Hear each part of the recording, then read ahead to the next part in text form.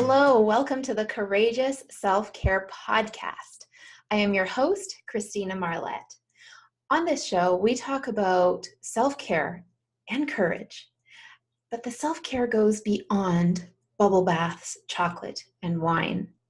It is the self-care that takes courage because it can get really uncomfortable.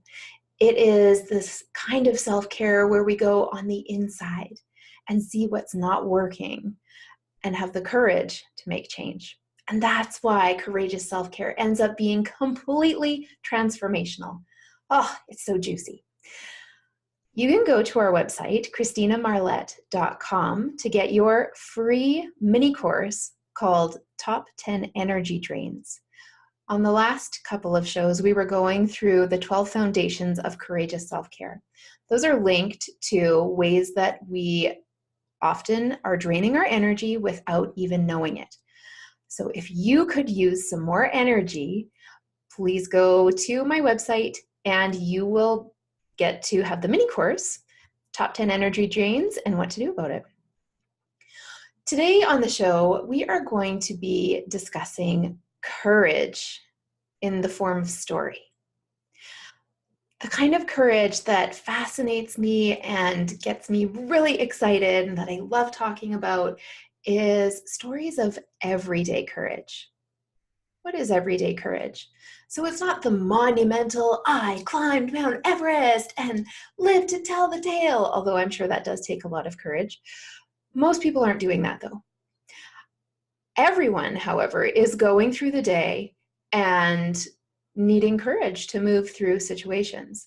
If we're feeling blocked in some way, if we're feeling drained, if we're in a situation that isn't serving us and we can't continue with it, we're going to need courage to face it and move through it. If you missed the episode number 1, I shared about what courage actually is. And so just a brief recap. With courage, there's always fear involved. It's not that we're fearless.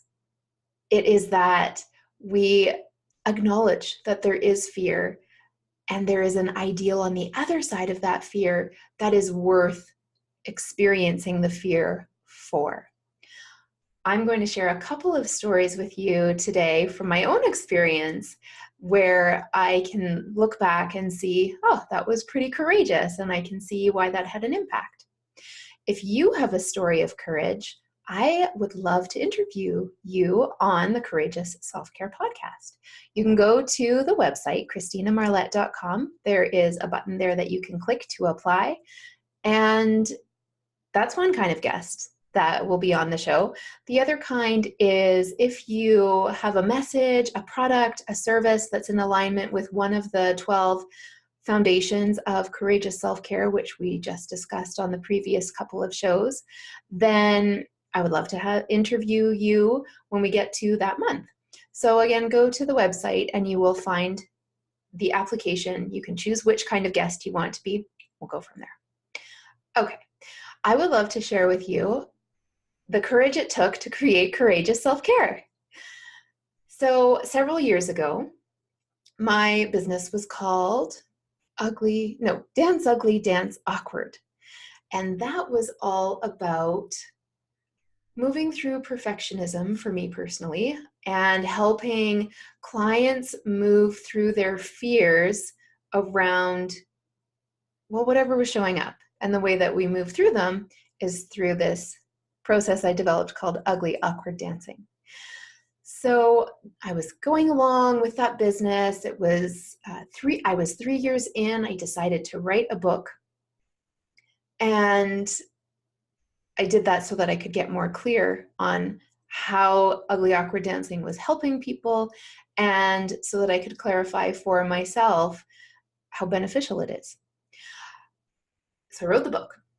That part, well, it took a little bit of courage, I do have to admit, because I got so vulnerable in that book that I knew other people would be sharing, and I revealed flaws, and that if you knew the old Christina, the old Christina never would have talked about any flaws. The old Christina was all about keeping my image pristine. In the book, I released that. I admitted some things to myself and to anyone who reads or read the book. And there were some moments of fear there as I was writing it. Then what happened was that I published the book myself. I set a launch date. And during that time, I experienced some incredible stress because my website got hacked and thousands of codes of malware got injected into my website. And I had people working on it, and they were eliminating the codes of malware, but more were being put on. And they eventually said to me, Christina, your website has been blacklisted by Google.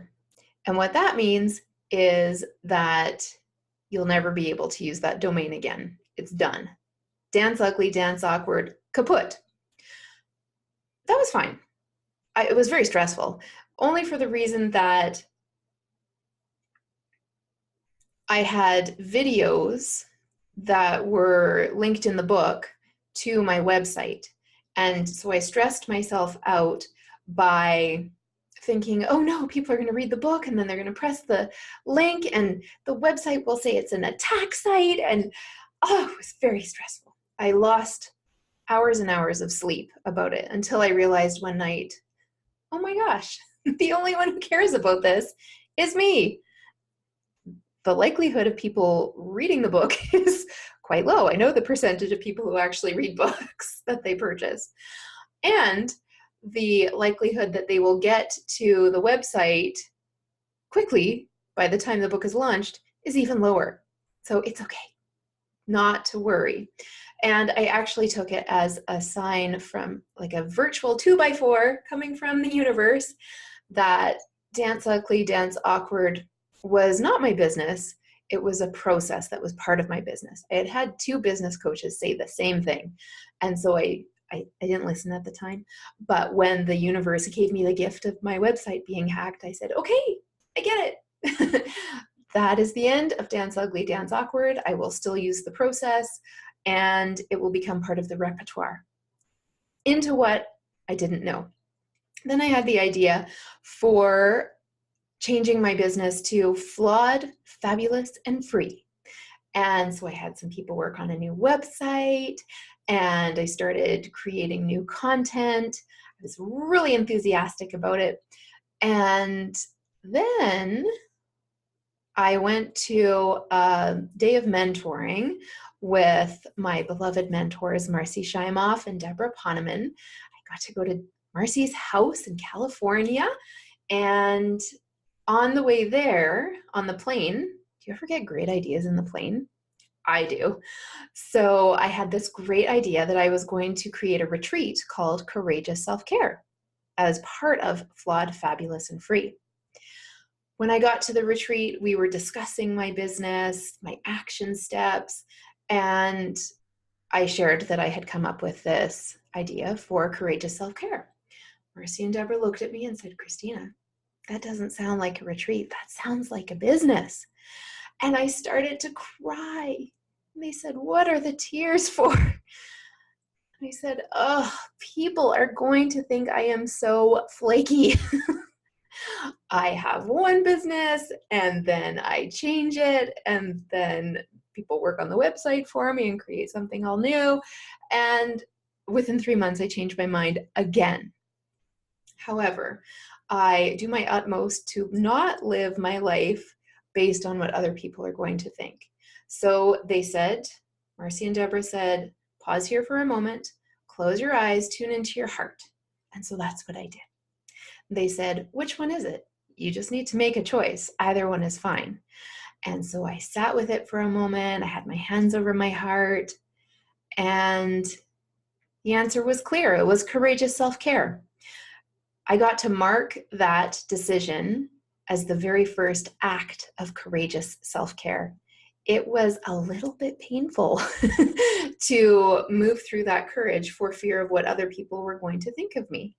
And also because I had put so much time and effort into the other one already, I didn't want that all to be for naught.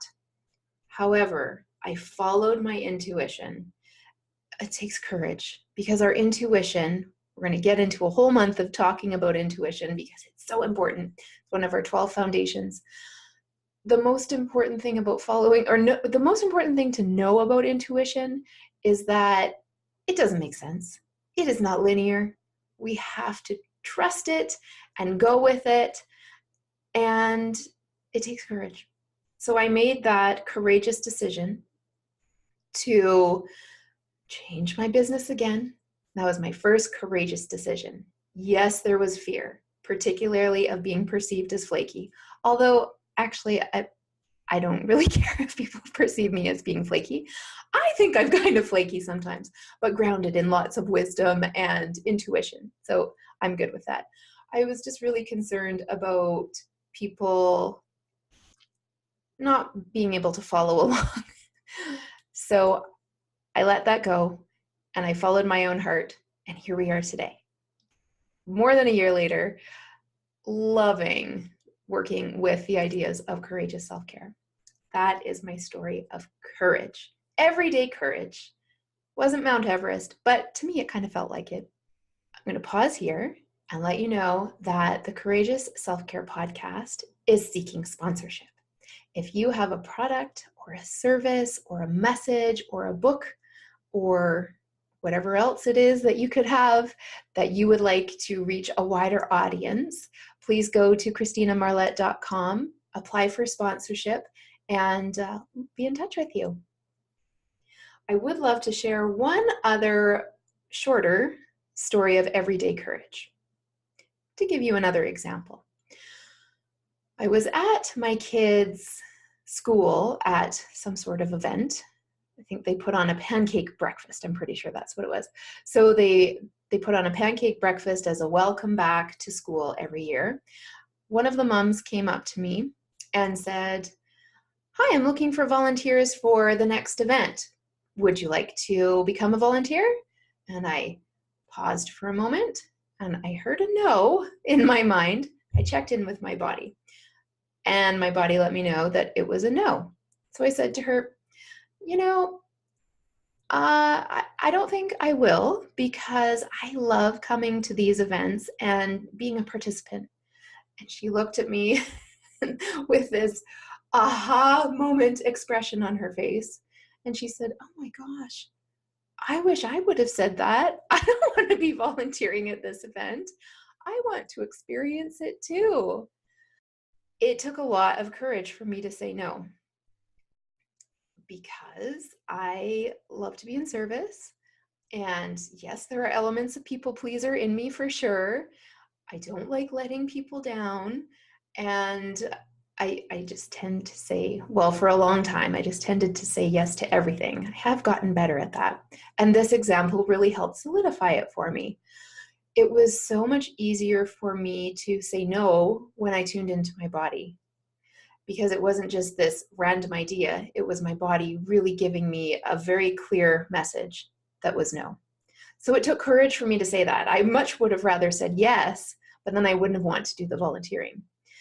This gave me the courage to know that when I say no, good things happen. Because when we're saying no to someone else, we're saying yes to ourselves. Those are my 2 stories of courage. Thank you so much for listening. I'm Christina Marlette. We air every Monday through Friday. Make sure you come back to hear more.